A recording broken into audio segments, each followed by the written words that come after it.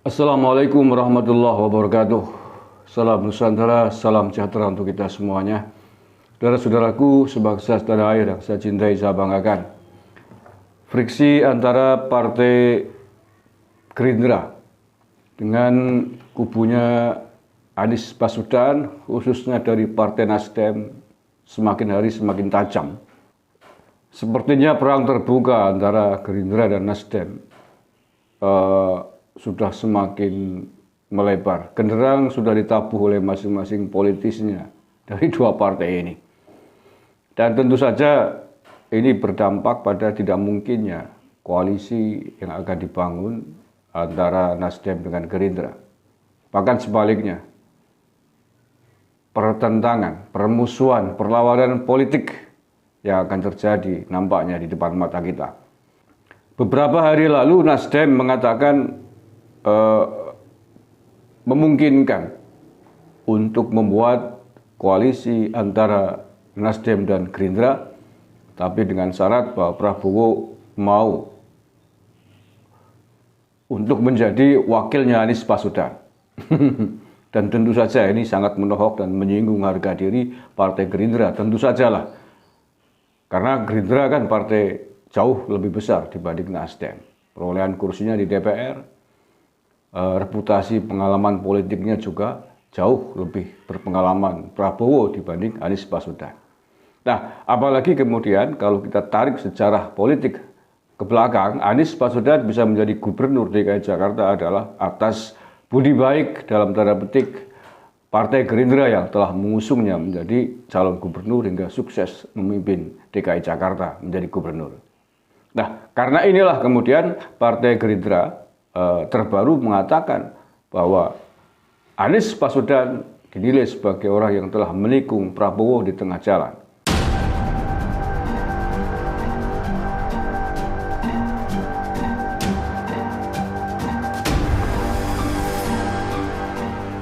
Dengan keberaniannya maju menjadi capres, dicapreskan oleh Nasdem tanpa babi bu, tanpa minta persetujuan kepada Prabowo yang telah mensukseskannya pada episode politik sebelumnya.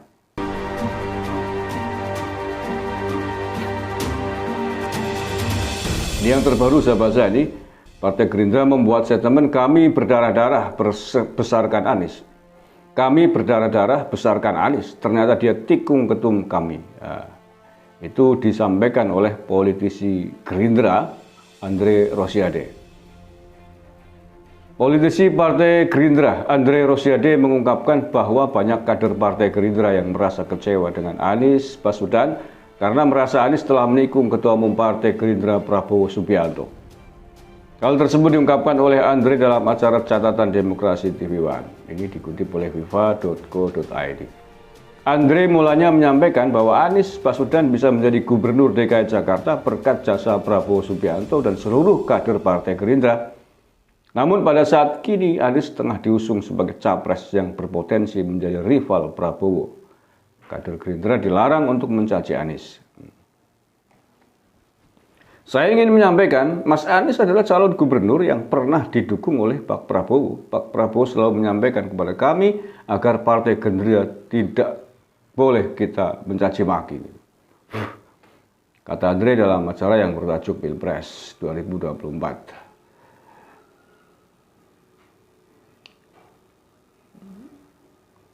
Dia mengatakan Prabowo sebagai ketua umum mengingatkan agar pemilu 2024 dijadikan pemilu yang riang dan gembira. Prabowo juga berharap seluruh kader Gerindra bisa mendorong calon yang maju untuk menyampaikan program-program. Kita tidak usah mencaci maki atau mengungkit-ungkit, itu perintah Pak Prabowo, kata Andre.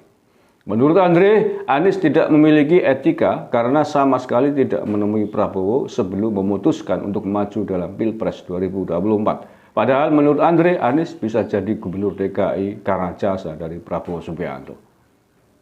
Padahal kader-kader Gerindra ini gregetan loh ya, berjuang habis-habisan karena saya melihat Pak Prabowo mendukung dan memodali Mas Anies dan kami semua kader Gerindra patungan rame-rame. Dan mohon maaf ya, ini kami ya yang di bawah, ternyata Mas Anies pun maju.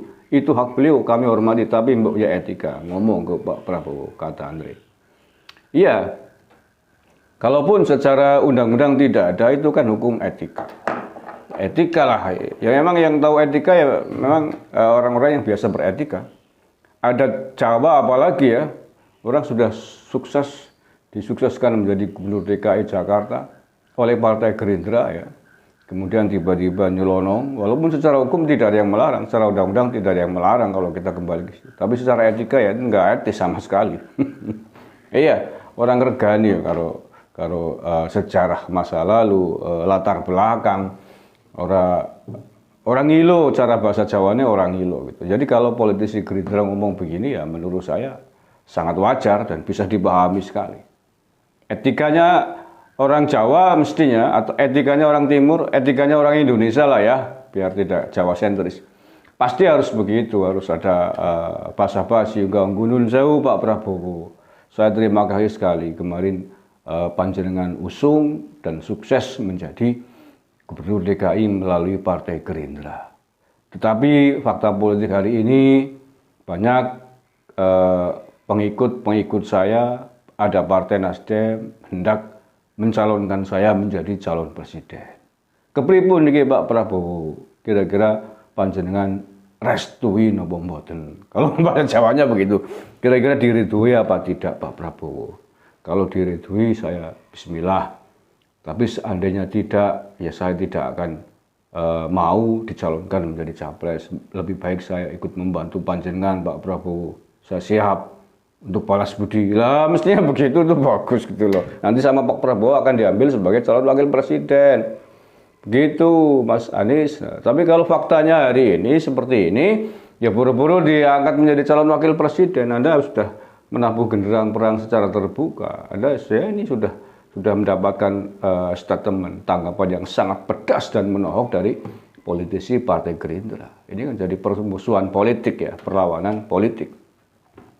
Sehingga kemudian dalam konteks agama, bahasa agama, mestinya husnul khotimah tapi menjadi su'ul khotimah.